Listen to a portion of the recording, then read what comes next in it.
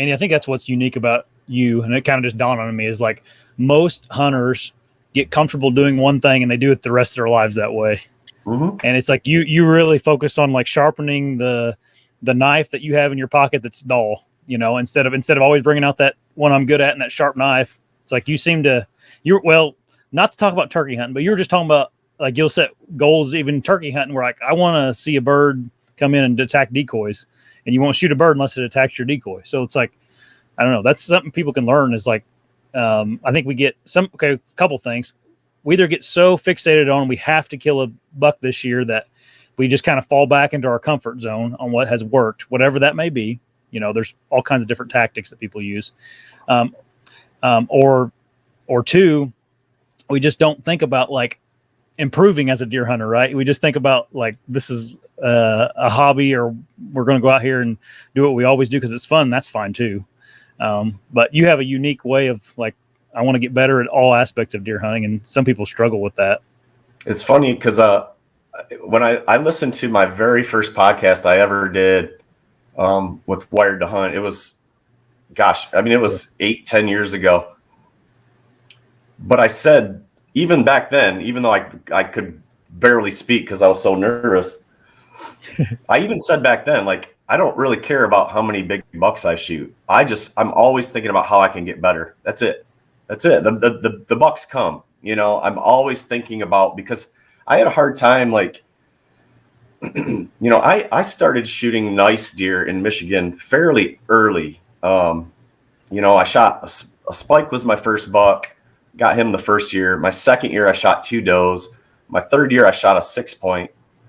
And then my second buck on my third year was a nice buck. And I shot him on a deer drive.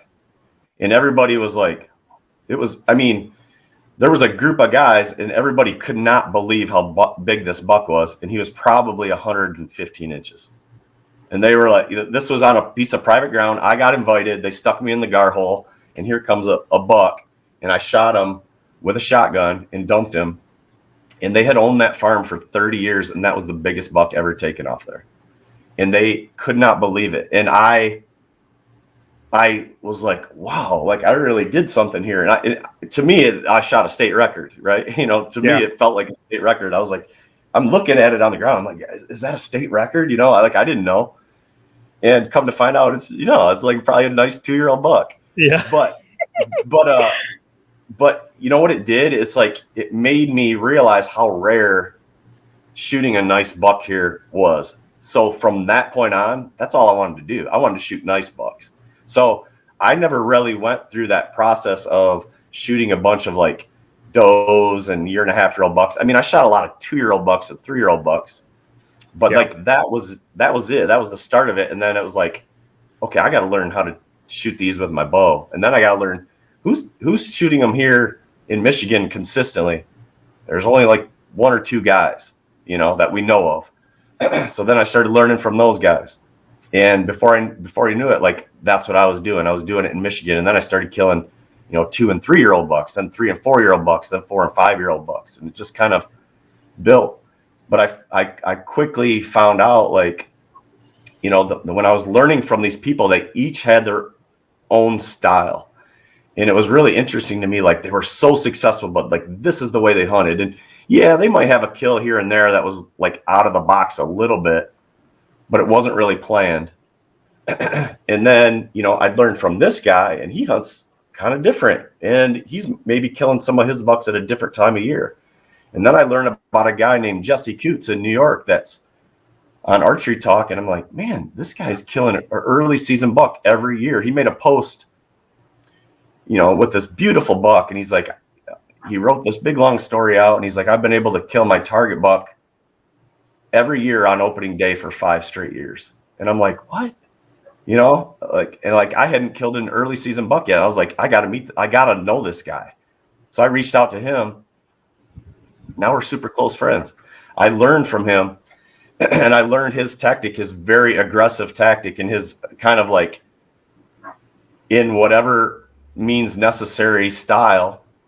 And what do you know? I started killing early season bucks more and more and more because I spent more time scouting and glassing and scouting for early season. So I've always had that mindset of developing a lot of different skills so that would make me successful throughout the whole season. And I did learn a lot from, guys like John and guys like Dan and guys like Jesse, and many others. But I did find that like a lot of these guys do have their own little style.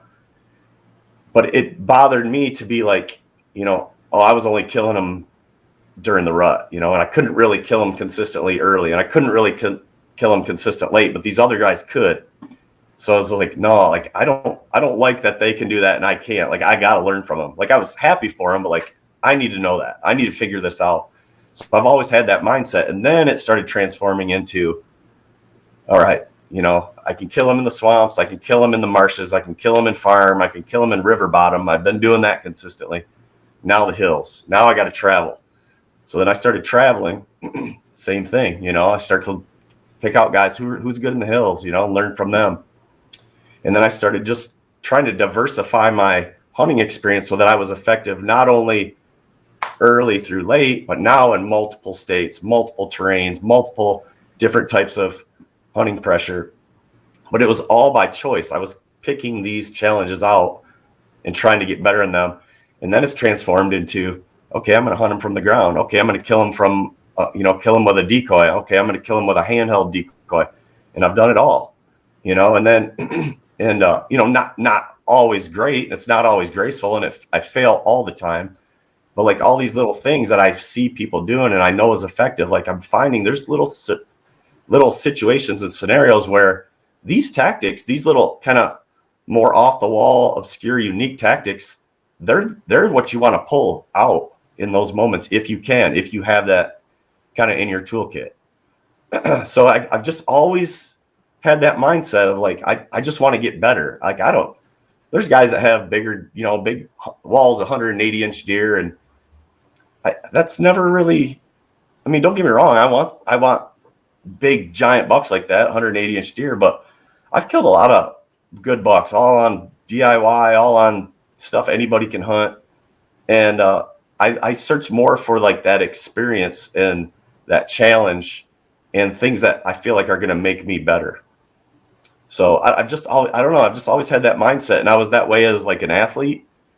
Like if I compared it to like, here's a good example. Like my daughter plays basketball, and she's good. She's got talent. And, I constantly analyze her game. I'm like, okay, she's really good at this. I was like, but if you develop this, you develop some post, you develop being able to, drive to the basket and make contact and get the basket in. You be able to develop a step back, a good crossover, all these like little tools, all these skills, all of a sudden you become a really versatile player. You're really valuable. And I don't think I'm like a better rut hunter than, guys that are really good in the rut, like John or Bobby Worthington. And I don't think I'm as good at bed hunting as like Dan, but I feel like I'm effective at those techniques, but I do have a variety of, strategies, skills to pull from that I feel very confident in. Thanks for watching that clip. If you liked it, the full episode is right up here. And before you leave, hit that subscribe button for me.